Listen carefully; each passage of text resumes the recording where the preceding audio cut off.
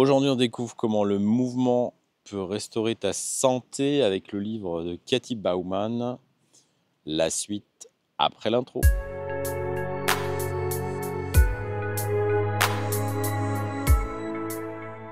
Hello, bienvenue pour un nouvel épisode de Perdre 10 kilos, numéro 13. Aujourd'hui, on va parler d'un livre de Katy Bauman que je trouvais intéressant. Donc, ce sera le principal thème de cette vidéo. Et comme toujours, à la fin de la vidéo, les résultats de la 13e semaine, combien j'ai perdu de poids. Et cette semaine aussi, mes mensurations, puisqu'on va aller un peu plus dans les centimètres que j'ai perdus. Tout ça, ce sera à la fin de la vidéo. Voilà, aujourd'hui, on va regarder le livre de Katy Bauman, Que ton mouvement soit ton médicament, restaurer votre santé par le mouvement. Je trouve le titre français super nul. En anglais, ça s'appelle Move Your DNA, bouge ton ADN. Mais effectivement, vous l'aurez compris, c'est un livre sur le mouvement. Ce livre propose une approche sur comment le mouvement peut améliorer ta santé et principalement des mouvements naturels. Donc on va regarder qui est Katy Bauman, on va regarder les notions clés et les thèses du livre que je trouve intéressantes, ainsi que des applications pratiques évidemment, notamment dans le cadre d'une perte de poids par exemple. Donc restez pour la suite, on va tout dérouler dans les prochaines minutes. Alors tout d'abord, qui est Katy Bauman? Donc c'est une biomécanicienne renommée et auteure prolifique dans le domaine de la santé par le mouvement. Elle a consacré sa carrière à étudier comment le mouvement affecte le corps et la santé en général. Elle est aussi la fondatrice de Nutritious Movement, donc ça c'est son organisation. C'est une organisation qui est dédiée à l'éducation et à la promotion du mouvement naturel comme un moyen de prévention des maladies et de promotion de la santé. Donc du coup, on va regarder les notions clés du livre et aussi quelques applications pratiques. Alors tout d'abord, c'est ça qui est intéressant, elle a vraiment des visions un peu particulières, c'est qu'elle considère le mouvement comme un nutriment, donc quelque chose qui nourrit votre corps. Elle le compare le mouvement à un nutriment essentiel, nécessaire pour le bon fonctionnement du corps. Et rien que ça, c'est déjà très original. Mais c'est pas bête non plus, parce qu'effectivement, si par exemple on parlait de cartilage et d'articulation, c'est pas tout de manger les choses qui vont permettre de maintenir ou de réparer vos cartilages et vos articulations. Sans le mouvement, en fait, un cartilage ne peut pas se réparer. Le cartilage, en fait, ce qui est entre deux os pour faire le mouvement et éviter les frottements, c'est en fait un tissu dans le corps, par exemple, qui n'est pas vascularisé, il n'y a pas de vaisseau sanguin. Donc on ne pourra pas, avec le sang, apporter des nutriments et le réparer. Et donc, qu'est-ce qui permet de réparer une articulation ou d'évacuer les déchets d'une articulation, par exemple? C'est le mouvement. Ça fonctionne un peu comme une éponge. Donc, quand on appuie dessus, quand ça se tend et ça se détend, en fait, c'est comme si on pressait le jus, si vous voulez, du cartilage à l'extérieur. Et quand ça se détend, ça réabsorbe. Et c'est les tissus voisins qui vont du coup fournir les nutriments. Et donc, s'il n'y a pas de mouvement, en fait, le cartilage ne peut pas se régénérer. Et donc, vous voyez déjà que finalement, cette idée de le mouvement, considérer le mouvement comme un nutriment essentiel, c'est pas bête et assez original. Elle considère la sédentarité comme une maladie et elle met un point d'honneur à dire effectivement que notre vie moderne est vraiment ce qu'il y a de pire pour le corps dans ce cas-là. Si la sédentarité est une maladie, qui va entraîner des maladies, si vous ne bougez pas, évidemment, ça entraîne de nombreux problèmes de santé. Troisième point essentiel, elle est pour le mouvement naturel. Elle prône un retour au mouvement varié, intégré dans le quotidien pour améliorer sa santé et donc pas forcément des choses artificielles ou du travail sur machine. Elle met aussi un point d'importance à varier ces mouvements, il faut qu'ils soient très divers dans votre quotidien et pas seulement monotâche ou monomouvement si vous voulez. Et elle insiste sur le fait que ce n'est pas seulement les quantités de mouvements qui comptent, mais aussi la diversité que nous effectuons au quotidien. Et dernier point clé que j'ai relevé dans le bouquin, c'est qu'elle fait une distinction entre mouvement et exercice. Et je vais vous l'expliquer un peu ce qui est dit par là. En fait, ce qu'elle veut dire, c'est que l'exercice physique, voilà, un sport par exemple, du tennis, c'est une forme spécialisée de mouvement. Mais finalement, si on devait mettre ça dans des cercles statistiques, si vous voulez, l'exercice physique, le sport, ça représenterait que un tout petit cercle, et englobé dans le mouvement sont les exercices, le sport. Donc le mouvement, c'est beaucoup plus large.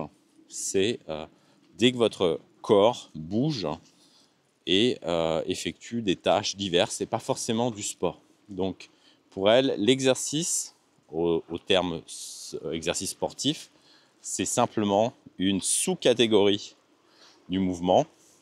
Et le mouvement, évidemment, c'est tout le reste, mais ça englobe aussi l'exercice physique.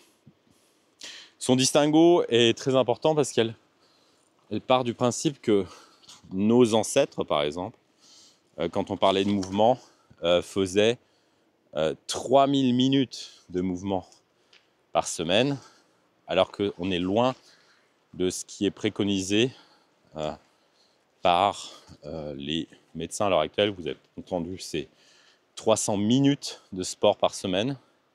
Et là, on parle de 3000 minutes. Évidemment, on parle de la globalité du mouvement. On inclut évidemment le sport, mais naturellement, nos ancêtres étaient plus proches de 3000 minutes, si vous voulez, d'activité physique par semaine que ces 300 minutes. Donc, c'est totalement, complètement différent. Et ça n'a rien à voir du coup. Et on parle d'une quantité 10 fois plus importante. 3000 minutes vs donc 300 minutes. Vous comprenez du coup que si le mouvement n'est plus effectivement juste du sport, mais un nutriment pour le corps, quelque chose d'essentiel pour l'absorption des nutriments par exemple aussi, un stimulus qui permet du coup de provoquer l'assimilation, la réparation ou le développement. Par exemple, si vous faites de la muscu, il ne suffit pas de manger les protéines. Il va falloir faire des exercices pour que la fibre musculaire soit déchirée et qu'elle soit réparée. Et c'est parce qu'elle a été sollicitée, que la fibre a été sursollicitée, cassée, qu'il y a une réparation qui va se faire. Et en se réparant, parce que le muscle, il a pas réussi la dernière fois, par exemple, à soulever l'haltère et que la fibre a cassé, il va fabriquer de la fibre supplémentaire pour répondre à ce stimulus, pour réparer le muscle. Et que la prochaine fois, quand vous soulevez une haltère aussi lourde, vous avez plus de chances de réussir. Donc elle, si on rentre maintenant dans les applications pratiques du livre, c'est de dire, vous devez plus vous approcher effectivement de ces 3000 minutes de mouvement par semaine que de ces 300 minutes de sport par semaine. C'est beaucoup plus important de bouger, si vous voulez, du mouvement. Et par mouvement, c'est pas forcément effectivement ce qui est dit, c'est pas forcément du sport qui est pensé, c'est du mouvement. C'est-à-dire, c'est l'activité quotidienne, soulever quelque chose, déplacer quelque chose, marcher, tout ce que vous auriez fait naturellement, juste pour fonctionner dans la vie. Mais c'est ce que beaucoup ne font plus à l'heure actuelle. On parle principalement de 4 choses. Bouger plus au quotidien, donc c'est-à-dire intégrer des mouvements simples, s'étirer, s'accroupir, se mettre debout de temps en temps et pas rester assis sur sa chaise en permanence. Donc ça, c'est très important pour créer justement cette quantité de mouvement qui est salutaire pour vous. Modifier votre environnement pour que vous soyez plus propice à faire des mouvements. C'est-à-dire adapter votre espace de vie. Par exemple, effectivement, ça se fait beaucoup maintenant. vous avez ces bureaux debout pour pas être sur la station assise. Et vous avez aussi les standing desks avec carrément un tapis roulant en dessous où vous marchez en même temps que vous travaillez. Donc techniquement, il ne faut pas marcher plus vite que 3-4 km/h, sinon vous n'arrivez pas à pianoter sur votre clavier ou à lire ce qu'il y a à l'écran. Mais certaines entreprises le pratiquent. Alors dans la mienne, on a des standing desks pour quelques bureaux, mais on n'a pas encore les tapis de marche. Mais je sais qu'aux États-Unis, ça commence à se faire. Moi, j'en ai un à la maison, donc un tapis de marche.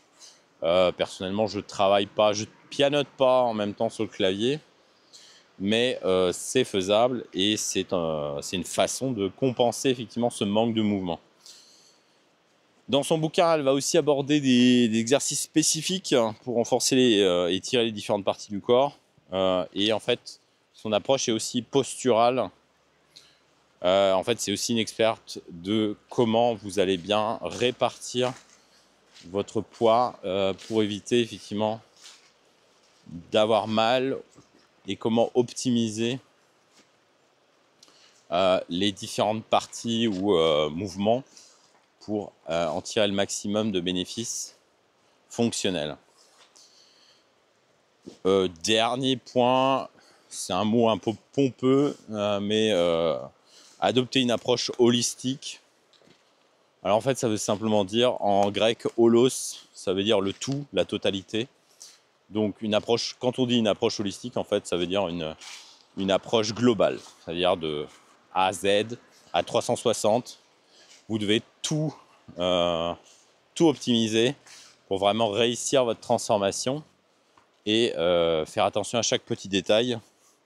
Donc, c'est-à-dire, dans ce cas-là, ce que l'auteur veut dire, c'est combiner votre alimentation, gestion du stress, le mouvement, le sport, la musculature, tout ça.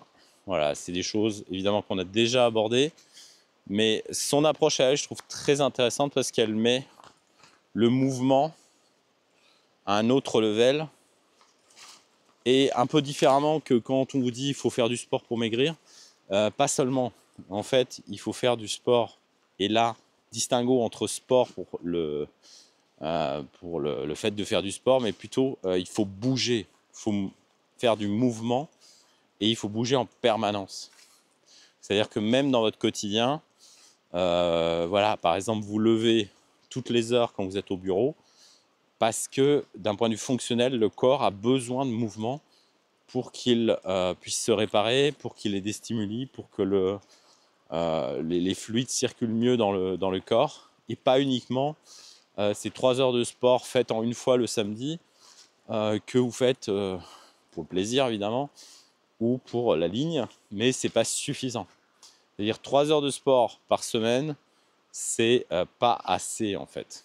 Donc il faut tout au long de la semaine bouger, utiliser chaque petite occasion de bouger et le bénéfice pour la santé est énorme. Et c'est ça ce que l'auteur veut dire. L'auteur insiste aussi par exemple sur le nombre de cellules qu'il y a dans un corps humain qui est absolument délirant. C'est de l'ordre de dizaines de trilliards de cellules. Et toutes ces cellules sont toutes sensibles au mouvement. Et elles ont toutes besoin effectivement d'un stimulus pour se transformer, se réparer.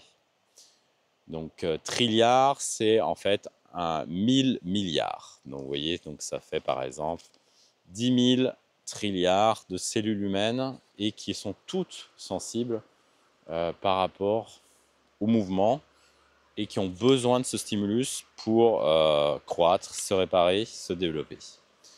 Donc, un livre très intéressant, peut-être pas le livre le plus accessible, mais si vous avez envie de voir aussi quelques exercices, quelques conseils au quotidien, comment arriver à décupler votre mouvement et pas simplement faire du sport pour votre santé, c'est un livre très intéressant. Il existe une version de française, c'est pour ça que je l'ai mis en fait dans mon titre.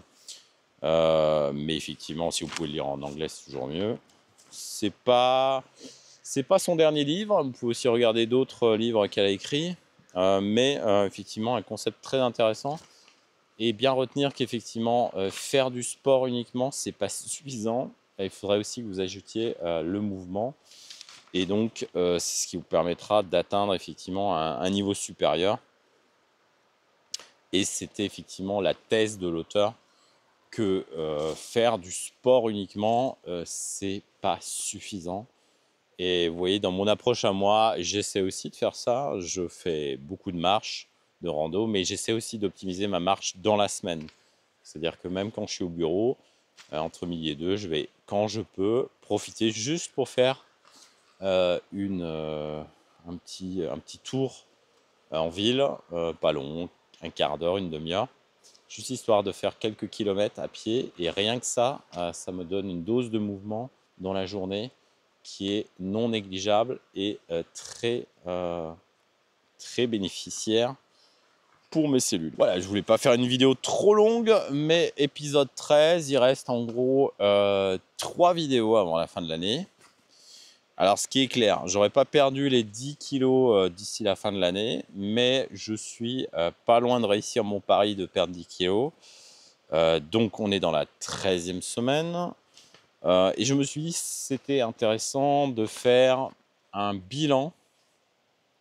En général, je vous donne que le poids et le pourcentage de ma graisse, mais je traque plein de paramètres différents, notamment les mesures au centimètre de mes mensurations. Et là, cette semaine, je trouvais intéressant de comparer les mensurations de la première semaine, c'était le 14 septembre, aux mensurations que j'ai prises le 16 décembre, c'est-à-dire 13 semaines après. Et on va regarder ça tout de suite. Et pour ça, on va tourner la caméra comme d'habitude. Et je vais vous faire les commentaires. Voilà. Donc, semaine du 16 décembre, 13 semaines après que j'ai débuté, j'ai perdu en poids à l'heure actuelle 6,2 kg. Ça fait un pourcentage de masse grasse de moins 2,5%. J'ai perdu 2,2 kg de masse sèche. Donc ça, c'est pas bon. C'est ce que je voulais éviter. Mais je peux vous dire que j'ai pas fait de muscu pendant les 13 semaines. Donc c'est un peu de ma faute. Pourquoi je voulais éviter ça? Parce que le muscle, c'est un tissu noble. Et si vous voulez, même sans rien faire, le muscle dépense des calories. Donc ça me permet d'avoir un métabolisme plus performant. Je vais les récupérer ces 2 kilos, mais il faudra que je fasse un peu de muscu. Tour de poitrine, moins 2 cm. Tour de taille, donc si vous voulez, 6 cm de tour de taille de perdu. 8 cm de tour de nombril, donc ça c'est mon bide.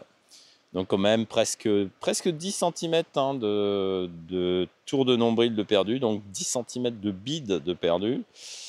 Tour de fesses, 4,5 cm de perdu. Tour de cuisse, moins 3 cm. Et j'ai même perdu du biceps. J'ai perdu 1 cm de biceps. Alors, est-ce que c'était du muscle? Est-ce que c'était une enveloppe de gras autour de mon biceps? Ça, je ne suis pas en mesure de vous dire. J'espère que c'était du gras. Sinon, c'est encore du muscle que j'ai perdu dans les biceps. Donc vous voyez, malgré tout, 6 kg, ça représente en centimètres, parfois quand même 8 cm de tour de nombril et 6 cm de tour de taille. Donc, mais alors, c'est sûr, j'ai effectivement perdu quasiment 2 tailles de jeans, donc je l'ai remarqué. Maintenant, on passe aux résultats plus classiques, comme je le fais habituellement. Donc, semaine 13. Donc, je vous l'avais déjà donné, donc 93,8, 25,5% de matière grasse, de masse grasse, 6,2 kg de perdu. Ça nous fait 62% de l'objectif atteint. En termes d'activité, j'ai marché 52 000 pas sur la semaine, ce qui fait en moyenne 7 438 pas par jour. Et récemment, ce que j'ai fait aussi, j'ai fait la moyenne de toutes les semaines depuis que j'ai commencé. En moyenne, depuis 13 semaines, je marche 8000 pas par jour. Et apparemment, c'est suffisant puisque ça me permet de progresser. Donc voilà, plutôt pas mal. Évidemment, là, on arrive dans les fêtes. Donc ça va être un peu plus compliqué, ce sera plus hardcore de maintenir encore une baisse d'ici la fin de l'année. Mais je vais être transparent. Si je prends du poids, ben, on le verra. Et après, c'est pas grave. Début d'année, on prolongera simplement le régime, quelques semaines supplémentaires. Maintenant, je commence à avoir un peu une petite routine, hein, je commence à comprendre exactement quand est-ce que je déconne un peu trop au niveau des calories et où est la limite de ce que je peux faire. J'ai remarqué que effectivement, il faut que je reste dans la zone des 2000 calories par jour. Donc, je vous rappelle, je fais 1m77 de taille. Et donc, avec 2000 calories, en marchant à peu près 7500 pas en moyenne par jour, j'arrive à perdre du poids encore, donc sans me faire violence de façon extrême. Mais effectivement, je suis obligé de traquer mes calories. Je traque mes pas et si j'ai pas assez fait de pas dans la journée, je les rajoute sur un tapis de course par de la marche comme je le fais là. Mais globalement, pour l'instant, pas de muscu. Parce que j'ai pas réussi à intégrer la muscu dans mon planning, hein, c'était trop compliqué. Je vais peut-être essayer ça début d'année prochaine. Parce qu'en plus, là, j'ai vu que j'avais perdu un peu de masse sèche. Et ça, ça me gêne un peu plus. Donc voilà, en fait, vous voyez que c'est possible. Je pense que j'ai de plus en plus de chances d'arriver à perdre ces 10 kilos.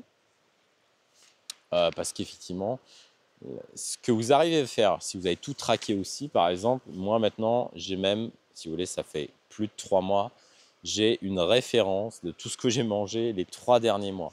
Je sais ce qui a marché. Aujourd'hui, je mesure même mon poids tous les jours parce qu'effectivement, ça me permet au jour le jour de voir, même si je sais en général là où j'ai déconné ou pas, mais j'ai pu comme ça, au fil des semaines, réduire et affiner jusqu'où je peux aller en termes de calories, quand est-ce que j'ai super faim parce que j'ai trop baissé, quand est-ce que c'est de trop parce que je reprends du poids et que je le vois dès le lendemain sur la balance. Donc du coup, je peux vraiment ajuster au mieux.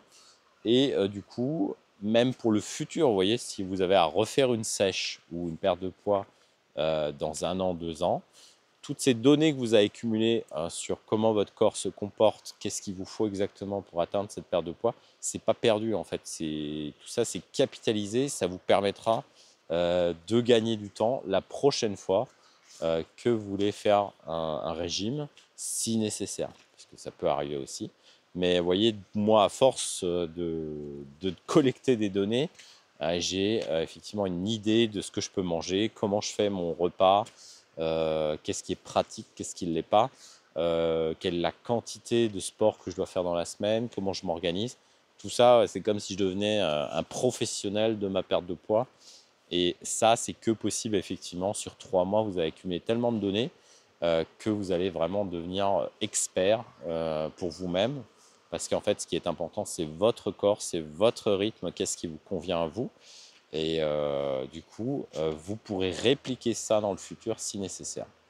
Voilà, c'était tout pour aujourd'hui. Il y aura encore normalement 2 vidéos avant la fin de l'année. Et je vous dis à très bientôt pour de nouvelles vidéos. Ciao!